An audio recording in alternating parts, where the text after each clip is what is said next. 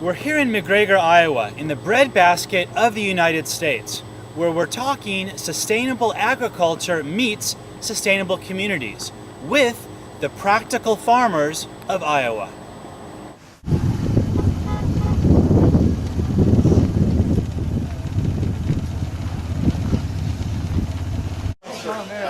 Pleased to meet you. I hope we can show you some things today that you didn't know. If not, maybe refresh your memory on some things that you ought to know.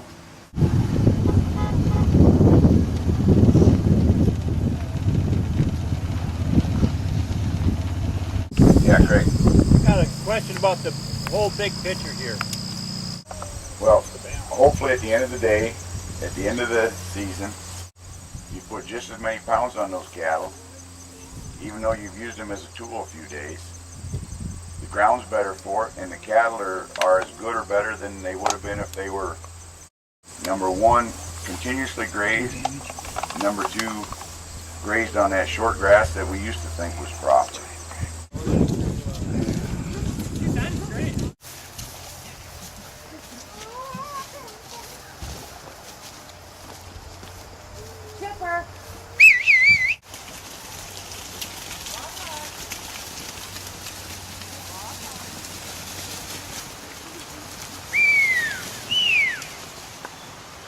When they blend back and forth, they are actually called wearing, and they're keeping their sheep together.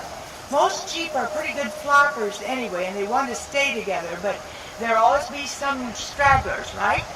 That want to go off, and that way they keep everybody in together and bring the whole flock to where you want them to go. I'm Teresa Opheim, and I'm the Executive Director of Practical Farmers of Iowa.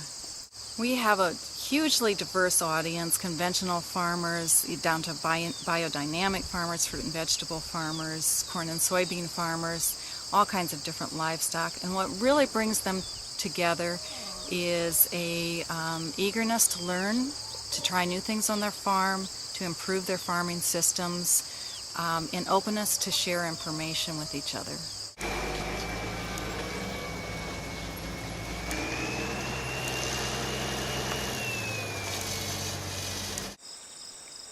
You know, you have to look back and follow some very basic principles of agriculture, and I think a lot of those basic principles have been ignored for several years, and I think that we kind of need to look back at it and maybe say, hey, you know, there's a reason why those are the principles of agriculture, and you know, get back to it and try to keep the soil from washing away and have long-term sustainability.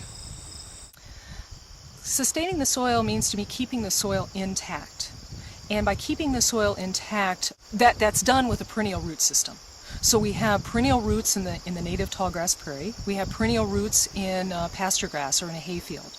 And once we have a perennial root system, that allows for the biological community and an entire food web to develop below ground. It's given our boys a sense of ownership.